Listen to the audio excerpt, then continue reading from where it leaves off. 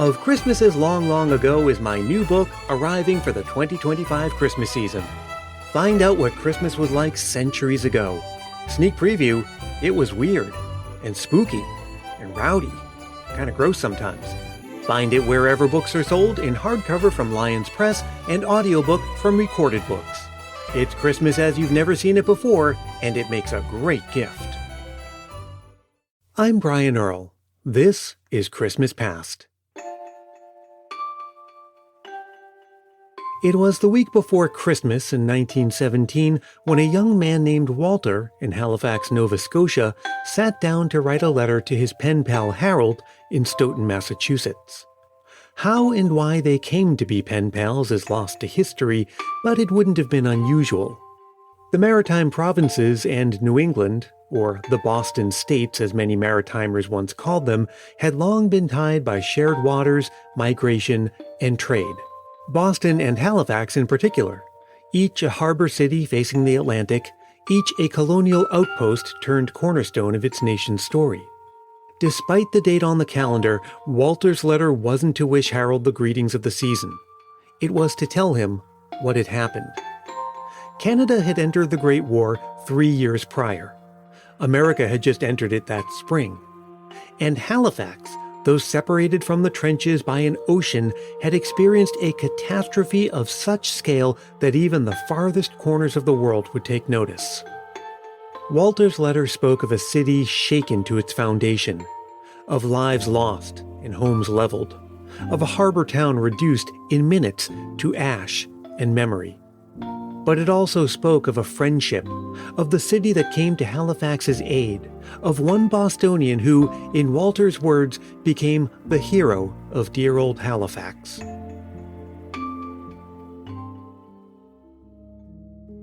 During the war, Halifax had become a vital artery of the Allied war effort, a port where convoys gathered to cross the Atlantic loaded with troops, supplies, and munitions. The city's population swelled by 10,000, brimming with sailors and soldiers, rail workers, and dockhands. Ammunition trains thundered in, and troop ships rolled out. There were telegrams, sirens, steel wheels, and ship horns. But on the morning of December 6th, the mood was more domestic than martial.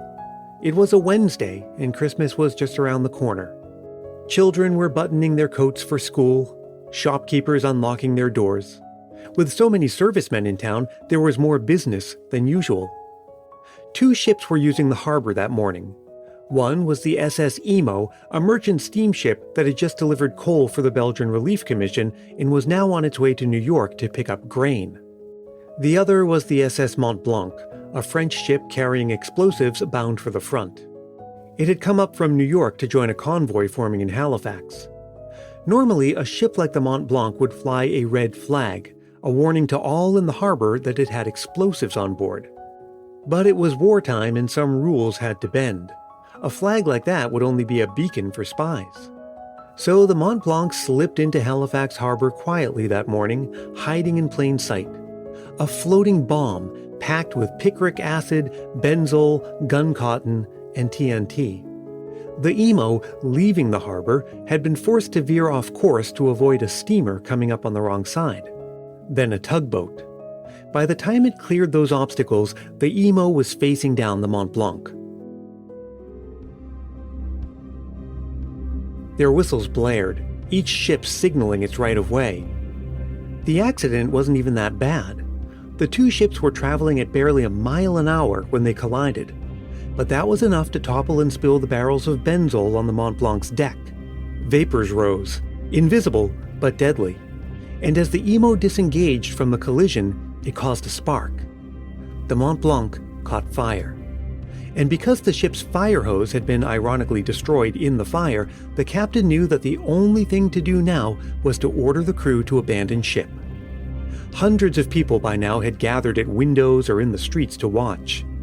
And watching this spectacular fire, rising from a ship that flew no red flag, they didn't fully understand what they were seeing, and didn't hear or didn't understand the crew of the Mont Blanc as they frantically tried to wave people away to safety. Had no way of knowing that as the seconds ticked past, The fire was growing closer to the nearly 3,000 metric tons of high explosives on board. At 9:04 a.m., the Mont Blanc exploded. The blast flattened nearly everything within a mile and a half. The pressure wave from the blast, traveling faster than the speed of sound, snapped trees, bent iron, and hurled ships from the water like toys. The harbor floor was momentarily exposed. Then came the surge, a wave 60 feet high crashing against a city already in ruins. Windows shattered, turning glass into shrapnel that blinded hundreds. Lamps and stoves overturned. Homes caught fire. Fragments of the Mont Blanc were hurled miles away. A half-ton piece of anchor landed more than 2 miles from the harbor. It was the largest man-made explosion in history at the time, and it would remain so until the invention of nuclear weapons decades later. 1,600 lives were lost that day. 9,000 more were wounded. A quarter of the city left homeless in the thick Canadian winter. And as if by cruel punctuation, a blizzard arrived that night. Fire brigades came from as far as Truro and Amherst. Some arrived only to discover that their hoses didn't fit Halifax's hydrants. Chaos reigned, but so did kindness. Nurses tore sheets into bandages. Neighbors lifted rubble by hand. Horse-drawn laundry sleighs became ambulances. Word reached Boston almost immediately. Massachusetts Governor Samuel McCall activated the Massachusetts Committee on Public Safety, a wartime effort spun up just months earlier. That night, a relief train was assembled. 24 doctors, nurses, Red Cross volunteers, and medical supplies. And leading them was Abraham Reshetsky, a son of Jewish immigrants who had served in both city and state government. He co-founded Beth Israel Hospital and was part of the responders to the Great Chelsea Fire and the Great Salem Fire. And now he was bound for Halifax. The trip was harrowing. In a report to Governor McCall, Reshetsky described the journey. At St. John, we encountered a heavy storm, one of the most severe of the winter, accompanied by a gale of terrible velocity. The snow was piling up and progress was difficult. We lost considerable time between St. John and Moncton. At this point, to ensure getting through to Halifax, a large freight engine was attached to the train. Beyond Truro and Moncton, the storm increased and was a veritable blizzard. We were also delayed several hours while our engine, which had broken down, was repaired. The climax was reached when we came up to Folly Mountain, and the conductor in charge, C.H. Truman, accompanied by C.K. Howard, General Agent, Canadian Government Railways, stated that, as an enormous snowdrift lay across the track, it was impossible to proceed farther. I then showed them the telegram from the official of the railroad in which orders were given for the right-of-way to the special train.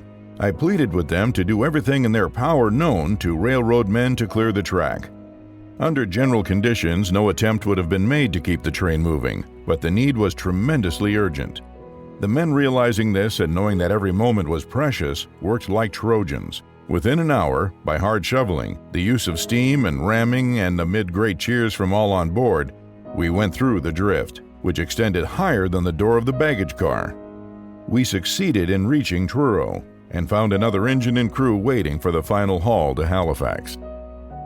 And when they arrived, the work began. Surgery by lamplight, shelters built, makeshift infirmaries and morgues. Reshetsky coordinated efforts with precision and compassion, organizing ad hoc committees, rebuilding networks, and modernizing disaster response as he went. Halifax survived and began to heal.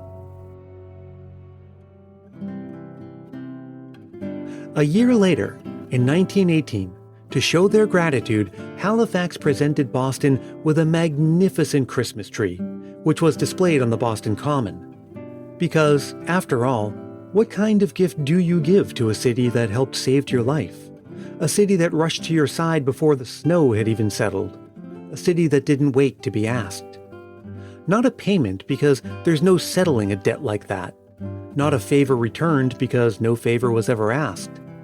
Just a tree, a tall, proud evergreen from the forests of Nova Scotia, its branches full and fragrant, its needles sharp as memory, something verdant when all else had been scorched. Decades later, in 1971, that gift became an annual tradition.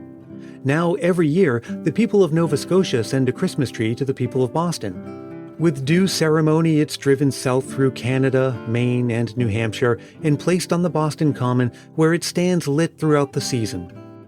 And when the lights flicker on each December, they shine on a story of grief and grace, of a harbor lit by fire and a friendship lit by kindness. They shine on the best that two cities can be in the worst of times. They shine on a tree and on everything it means.